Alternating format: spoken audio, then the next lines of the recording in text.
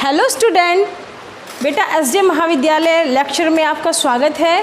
बेटा आज मैं आपको डीएलएड फर्स्ट सेमेस्टर में के सोशल स्टडीज़ में इतिहास के स्रोतों के विषय में अध्ययन कराने जा रही हूँ। बेटा इसकी पहली क्लास में आपने इतिहास का अर्थ, इतिहास की परिभाषा, इतिहास के उद्देश्य, इतिहास के महत्व के विषय में अध्ययन किया। आज मैं आपको इतिहास के स्रोतों के विषय में, मतलब कि हमें इतिहास का अर्थ तो इसके पहले भी मैं आपको बता चुकी हूँ कि भूतकालीन घटनाओं के बारे में जानकारी ही इतिहास है।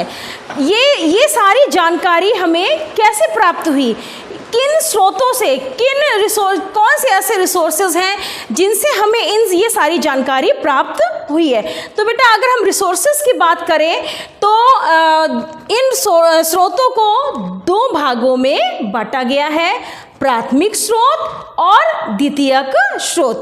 बेटा अब हम प्राथमिक स्रोतों की बात करें तो प्राथमिक स्रोत वो होते हैं जिनका अतीत के बारे में सीधी जानकारी होती है। अब हम द्वितीयक स्रोत की बात करें तो द्वितीयक स्रोत वो होते हैं जिनका अतीत के बारे में, जैसे कि कहानी हो गया, शोध ग्रंथ हो गए और पुस्तकें हो गई, ये सारी चीज़ें होती हैं जो हम बाद में कहते हैं वो हो गए द्वितीयक स्रोत।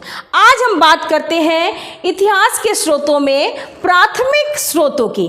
प्राथमिक स्रोतों की अगर हम बात करें तो सबसे पहले नंबर में आता है पुरातात्विक स्रोत, मतलब कि प्राचीन काल में जो भी हमें रिसोर्सेस प्राप्त हुए हैं उनसे संबंधित जानकारी। ठीक है, तो इसमें सबसे पहले आता है अभिलेख, मतलब कि हमें किस तरह के अभिलेख प्राप्त हुए हैं। अभिलेखों में, अभिलेख मतलब जानते हैं, उसमें पुरानी जो प्राचीन जो परंपराएं होती हैं वो सारी चीज़ उसमें जो लिखी हुई होती है वो होते हैं अभिलेख, जैसे अशोक के अभिलेख हो गए इत्यादि। अब हम बात करते हैं सिक्के। प्राचीन काल की अगर हम बात करें तो सोना, चांदी, तांबा इत्यादि के सिक्के हमें प्राप्त हुए हैं। वो सिक्के चाहे वो मौर्य काल हो गया, कुषाण काल हो गया इत्यादि में हमें वो सिक्के प्राप्त हुए हैं। कुषाण काल में सर्वाधिक शुद्ध प्रकार के सिक्के हमें प्राप्त हुए हैं। इसके अलावा अगर हम गुप्त काल की बात करें तो गुप्त काल में हमें सर्वाधिक सिक्के प्राप्त हुए हैं। अगली बात आती है स्मारक। स्मारक जो थे वो दो प्रकार के थे, देशी स्मारक और विदेशी स्मारक।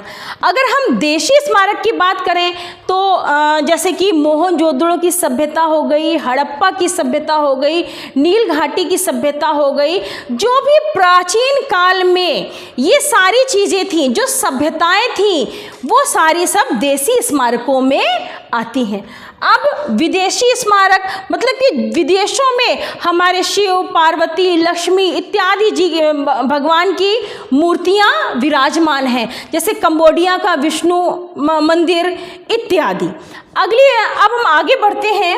आगे में अवशेष व उपकरण। हमें प्राचीन काल में पुरातात्विक स्रोतों में जो भी अवशेष प्राप्त, जैसे कि कहीं खुदाई हुई तो वहाँ पर कुछ अवशेष प्राप्त हुए, उससे हमें जानकारी प्राप्त हुई कि ये किस काल का है।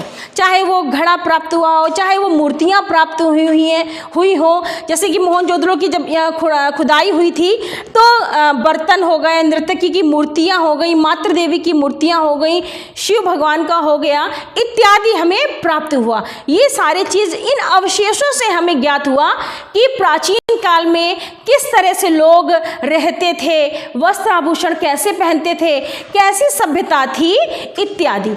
उपकरणों में जैसे खुदाई में हमें मिट्टी के बर्तन प्राप्त हुए, उसमें किस तरह की कलाकारी थी, या तांबे के बर्तन प्राप्त हुए, या सोने के कोई ऐसी चीज़ प्राप्त हुई है जिससे हमें ये ज्ञात होता है कि प्राचीन काल में किस तरह की शैली विद्यमान थी। अब आगे बढ़ते हैं। पुरातात्विक स्रोतों के बाद साहित्यिक स्रोत। साहित्यिक स्रोत की अगर हम बात करें तो सबसे पहले नंबर में आता है वेद जिसका अर्थ होता है ज्ञान, पवित्रता, आध्यात्मिक। वेद जो होता है संस्कृत के वेद धातु से बना है। अगर हम इसके संकलनकर्ता की बात करें तो इसके संकलनकर्ता है कृष्ण द्वैपायन। कभी कभी पूछ लिया जाता है कि वेद के संकलनकर्ता कौन है, तो वेद के संकलनकर्ता हैं कृष्ण द्वैपायन।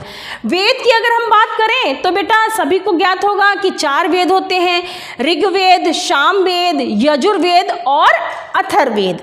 ऋग्वेद को सबसे प्राचीन वेद कहा जाता है, सामवेद को गेय प्रधान वेद कहा जाता है, गद्य पद्य का विश्लेषण किया गया है। यजुर्वेद में यज्ञ, अनुष्ठान इत्यादि का वर्णन किया गया है। अगर हम अथर्ववेद की बात करें तो अथर्ववेद को जादू टोने का वेद भी कहा जाता है। तो बेटा वेद कितने होते हैं? वेद 4 होते हैं। अगली बात करते हैं ब्राह्मण ग्रंथ। ब्राह्मण ग्रंथ जो कि हमारे साहित्यिक स्रोतों के अंतर्गत आता है। ब्राह्मण ग्रंथ, ब्राह्मण ग्रंथ में बेटा जिसमें बाह्य का अर्थ होता है यज्ञ, अनुष्ठान, ठीक है। तो ब्राह्मण ग्रंथ में यज्ञ, अनुष्ठान इत्यादि के बारे में बताया गया है। अगले नंबर में आता है आरण्यक। आरण्यक की अगर हम बात करें तो आरण्यक में रहस्यवादी दार्शनिक चीज़ों को, वस्तुओं को बताया गया है। इसमें बेटा वनों में, जंगलों में रचना की गई है जिसको और आगे बढ़ाया गया है। अगली बात करते हैं उपनिषद। अगर उपनिषद की बात करते हैं तो उपनिषद बेटा होते हैं 8। आपका जब पेपर आता है तो सिर्फ नॉर्मली यही क्वेश्चन पूछ लिया जाता है कि उपनिषद कितने हैं, तो उपनिषद है 108, जिसमें 108 की तो श्रृंखला बहुत बड़ी है, जिसमें जो मुख्य हैं वो है ईश, केन, मांडूक, मुंडक, तैत्तिरीय, ऐतरेय, प्रश्न, छंदोग व बृहदारण्यक और श्वेताश्वतर। तो बेटा ये मुख्य हैं। इसके अलावा हमारे सत्यमेव जयते में मुंडोक उपनिषद की भी चर्चा की गई है, उसमें लिखा हुआ है। अब आगे बढ़ते हैं वेदांग।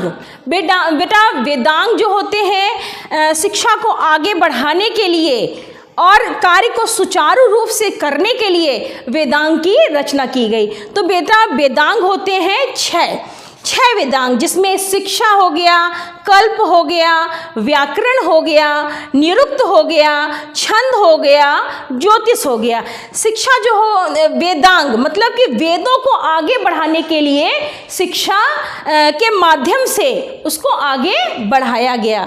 इसके अलावा कल्प में भी मंत्रों इत्यादि का वर्णन किया गया है, उससे संबंधित जो भी व्याकरण त्रुटि है उसके बारे में बताया गया है। निरुक्त मतलब कि ज्ञान को और आगे बढ़ाना, उसकी उत्पत्ति करने के लिए, व्याख्या करने के लिए, जो भी स्किल है उसकी व्याख्या करने के लिए निरुक्त की रचना की गई। इसके अलावा छंद इत्यादि की भी रचना की गई। ज्योतिष जो भी इस तरह के जो व्यवधान आ रहे हैं, इससे सारी चीज़ों को दूर करने के लिए ये 6 वेदांग बनाए गए, जिसमें शिक्षा, कल्प, व्याकरण, निरुक्त, छंद और ज्योतिष। कभी कभी बेटा वेदांगों की संख्या पूछ ली जाती है, कभी कभी पूछ लिया जाता है कि ये क्या है। 4 नाम दे दिए जाएंगे कि ये वेदांग है, कि पुराण है, कि ये इनमें से क्या है। तो इनको आपको याद करना बहुत जरूरी है। आगे बढ़ते हैं सूत्र साहित्य, ये भी इसी का पार्ट है साहित्यिक स्रोत का। सूत्र साहित्य को भी बेटा 3 भागों में विभाजित किया गया है, जिसमें कल्प सूत्र हो गया, ग्रह सूत्र हो गया और धर्म सूत्र हो गया। कल्प सूत्र में शिक्षा, व्याकरण इत्यादि को आगे बढ़ाने के लिए बताया गया है। ग्रह सूत्र में गृहस्थ के बारे में जानकारी दी गई है। अगले नंबर में आया धर्म सूत्र, जिसमें धार्मिक घटनाएं, धार्मिकता, साहित्य इत्यादि के बारे में बताया गया है। अब अगले नंबर में आता है स्मृतियाँ मतलब कि जो भी जीवन में जो बीत चुका है उसकी स्मृति हमारे मस्तिष्क पटल में किस तरह से विराजमान हो, इन सारी चीज़ों के बारे में हमें स्मृतियों में बताया गया है। तो बेटा ये थे इतिहास के स्रोतों में प्राथमिक स्रोत और द्वितीयक स्रोत। स्रोतों को दो भागों में बांटा गया है, प्राथमिक और द्वितीयक, जिसमें से आज आप लोग अध्ययन कर रहे थे प्राथमिक स्रोतों की, जिसमें से प्राथमिक स्रोत को भी कई भागों में बांटा गया है, जिसमें आप लोग ने पुरातात्विक स्रोत, जिसमें अभिलेख, सिक्के, स्मारक, अवशेष। इसके बाद साहित्यिक स्रोत के अंतर्गत वेद, ब्राह्मण ग्रंथ, अरण्यक, उपनिषद, वेदांग, सूत्र, साहित्य और स्मृतियों का अध्ययन किया। बेटा आज आप लोगों ने स्रोतों का अध्ययन किया है, इसकी अगली क्लास में भी इसी तरह से स्रोतों का ही अध्ययन करेंगे, जिसमें विदेशी यात्रियों का वर्णन हो गया, जो भी प्राचीन काल में पुस्तकें लिखी गई हैं उसका वर्णन हो गया। इसके अलावा द्वितीयक स्रोत के बारे में भी आप लोग अध्ययन करेंगे। अगली क्लास नेक्स्ट टर्न में।